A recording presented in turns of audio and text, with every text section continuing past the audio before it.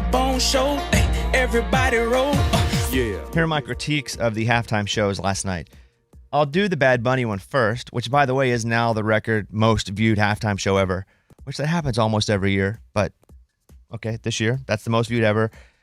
I didn't know any of the songs, so it lost me. It looked cool, but I didn't know any of the songs. So the good was it looked cool. My critique is I didn't know any of the songs. I don't know much Spanish. And the Spanish I do know, it's from living in Texas and having all Hispanic and Mexican friends, and they have to talk slower for me to get it. So, fine. Whatever. It wasn't for me. I'm okay if things aren't for me. I watched the other halftime show. The good was I knew some of the songs. So, some of them I knew. The bad was I could tell it was taped. It was recorded. Oh, really? Yeah. I didn't see it, so. Yeah, it was recorded. It looked like it was on America's Got Talent stage. Yeah. Like the stage looked cheap. Uh-huh. But I knew some of the songs. It was also felt like an infomercial because they were selling stuff like merch beforehand. Oh, really? Yeah. That's funny. Okay. Yeah. So, but I had them both on. Just overall, halftime, not a good year for me, just generally speaking. That's my official review. But who cares? Like, things don't have to be for me. I don't get upset if things aren't for me. But the NFL did what they were hoping, which was they're now, and this was all a business move by the NFL. They are going into South America. They are going into Spain. Like, it's an international growth. That's why they're doing 9 games next year in other countries. Gotcha. And also, he's the biggest artist in the world, and he's American. Yeah. So, not the greatest me year for the halftime shows. Which some people still don't seem to understand that he's American. Yeah, it's easy, guys. Yeah, it's not Puerto Rico. It's not American. So, generally speaking, yeah. not for me at halftime, but that's okay. Mm-hmm. Next, I still was, even though I didn't know the words, like I was still entertained, and something about his music just kind of makes you want to move.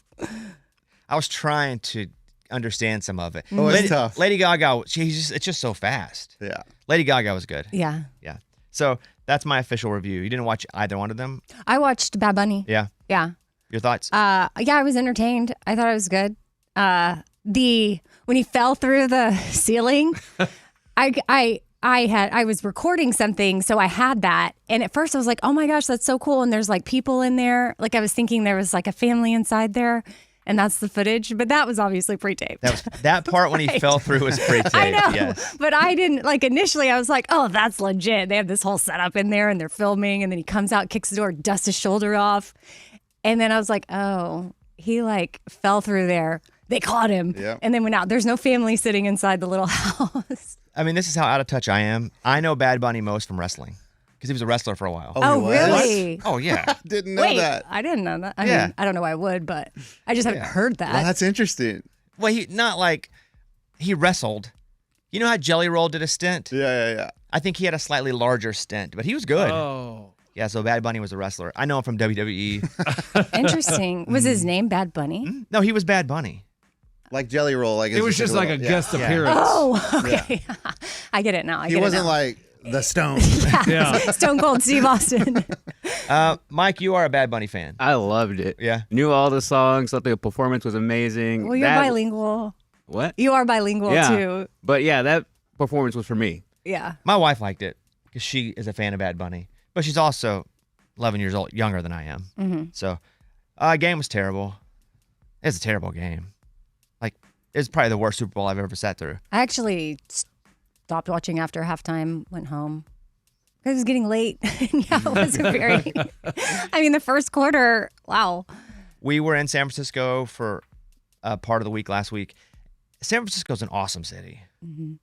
And Eddie kept screaming, "This is my city." Guys, He kept taking pictures at like random corners because he was like, "This is the greatest city." It's so cool. It's a cool city. Like it almost feels like New York. It's so busy, you know, like people walk everywhere, but then you're right by the ocean. And it's beautiful with mountains everywhere. Like, dude, I was in love with San Francisco. Eddie rode in a Waymo, one of those Ubers that don't have a driver. Guys, that was crazy. It's almost like you know, you go to like Disneyland and whatever, and there's just like a ride where you have no control over. But honestly, I wasn't scared, like not once. I feel like if you're gonna ride a Waymo, though, they're a little more experienced there. Was Because that the didn't they, first? like, Well, that originate is the Yeah. tech Yeah. city of Right. America. So I feel like that if that's the place to try it, you go where they have more experience. I will say though that like police officers like doing traffic control were getting really upset with the Waymos. Did they not recognize humans? Well, they were just like, "Go, stop, no, wait, go," and the Waymo was like, "Do I go? Do I not Confused. go?" I don't listen to humans. Right. It wasn't weird. It was weird. Where for did you sure. sit? In the back seat. Could you sit in the front passenger? Yeah. You could. There was an option. And then what was on? Because there's no driver. Uh-huh. What was on like the dash? You can do whatever you want. You want to play your Spotify, your whatever music, anything you want. It's yours. It's like you control the aux. So I didn't want to download another app. Yeah. I mean, you're probably eventually going to, though. Yeah, but to get the Waymo app. yeah, you mean? Eddie was Yeah. like trying to download the app, and then he couldn't get one to come to him, and then he was like, screw this, and so he did it the next day. I just didn't feel like I have too many apps. It's a lot. It's like clothes. Sometimes you just got to clean it out. I wish I could donate my apps because I would donate them. You guys can call us if you want, 877-77-BOBBY. Let's play Morgan Wallen. This is Love Somebody, Bobby Bone Show. Thank you, guys. I'm so surprised that they haven't found Savannah Guthrie's mom. So surprised that it's still on. The children of Nancy Guthrie, which, by the way, she's 84, Savannah being one of them, put out another video over the weekend. We received your message, and we understand. We beg you now to return our mother to us so that we can celebrate with her. This is the only way we will have peace. This is very valuable to us, and we will pay. They said they would pay. There was also some language in there like return and celebrate. And obviously they're doing what the FBI is saying and saying the words the FBI is saying to say. But that sounds like she's not alive and they just want her returned. Mm-hmm. But again, that's just me. Yeah, I guess I know. When I saw that, I had to watch it over and over because at the very end, it's like, we will pay, and it cuts off, and the pay is kind of, and I'm like, did she just say, we will pay, we will pay, we'll pay? So I guess tonight at 5 p.m. is the deadline for $6 million. However, they don't have proof of life. They don't even know that these ransom notes are real. They're treating them as they are, because there was a demand on Thursday for $4 million, and now tonight is $6 million. And one clue that maybe they're scammers is that they said equivalent to 6 million USD. And if you're domestic, you don't really say USD. Unless you're domestic and you want people to think you're not domestic. And then there's that. And then you say that, and then you mess up your verbiage on purpose so they think you're not. Yeah, that's smart. There Yeah. was a guy that got arrested for sending a fake ransom note. So he's from LA, and he sent the fake ransom note. His last name is Hawthorne. No, I guess that's the town he's from. Hawthorne resident Derek Kalela sent text messages to Nancy's daughter and son-in-law demanding payment in Bitcoin. Investigators said the messages were traced to Kalela's home, and he admitted to sending the texts. He is charged in federal court with transmitting a ransom. That's from AZ Family. But here's a guy trying to fake it. So, yeah, they don't know. Obviously, everybody in her orbit is a suspect.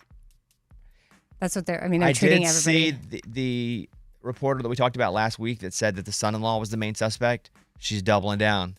She's like, I've been in this business for 20 or 30 years. I have so many sources and contacts at the FBI. That is still what I'm hearing.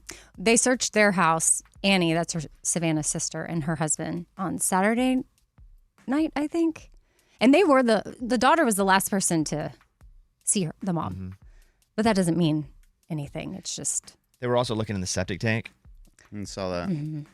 They're just looking for anything. And I think if we read too much into anything at this point, we could possibly be chasing something that's not even, one of the, or who I don't know. It's just so I know, it's so bizarre. It's like a movie. And we're watching it unfold in real time. One of the notes that she had read on screen, there was some verbiage that was like Silence of the Lambs, and people were like, this is straight from a movie. But what that is, I think it was Silence of the Lambs, but what that is that's what the FBI tells them to say. I think they even took it from other hostage type situations or ransom type situations.